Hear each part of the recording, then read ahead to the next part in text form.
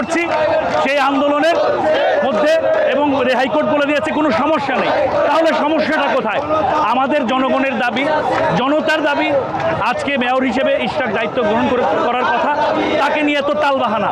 আমরা মনে করছি দীর্ঘ 17 বছর আমরা যে ফ্যাসিস্টের বিরুদ্ধে আন্দোলন করেছি, আবারও সেই ফ্যাসিস্ট আত্মা এই বিভিন্ন ব্যক্তির মধ্যে আবার ভর করেছে। তাদের ক্যারেক্টারিজমগুলো চলে আসছে।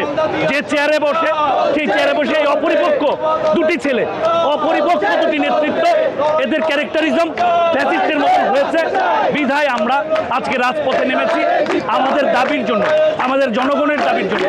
যেটা আমাদের দাবিটা হচ্ছে এই ফ্যাসিস্টের বিরুদ্ধে। আমাদের মেয়র মুখ্য বিষয় নয়, আমাদের এই দাবি আদায় করতে গিয়ে, এই দাবি চাইতে গিয়ে কিছু মানুষের মুখোশ উন্মোচন হচ্ছে। আমরা তাদের পদত্যাগ দাবি করছি। আপনি আসিফের ভূমিকা দেখেছেন, বাচ্চা একটা শিশু ছেলে, বাচ্চা শিশু নেতৃত্বে কিছু বোঝে না। এই বাচ্চা শিশুটি আজকে নেতৃত্বে বসে পড়েছে। দেশ কিন্তু ধ্বংসের দিকে চলে যাচ্ছে। সে যে অপরিপক্ক নেতৃত্ব, যেসব নেতৃত্ব দিতে চাচ্ছে, এটি দেশের জন্য ভয়ঙ্কর হচ্ছে। আগামীতে যে ফ্যাসিস্ট ছিল তাদের ক্যারেক্টারিজম হয়ে যাচ্ছে, সেটা কিন্তু কি ভুলে যাচ্ছে। আমরা দেশে 17 বছর আন্দোলন করেছি, জনগণের ভোটের অধিকারের জন্য আনন্দ করেছি, জনগণের ম্যান্ডেটের জন্য আলোচনা করেছি।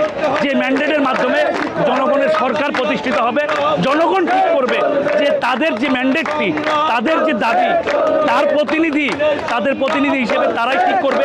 তাই ভোটটা আমাদের জরুরি প্রয়োজন বলে আমরা মনে করছি। ধন্যবাদ।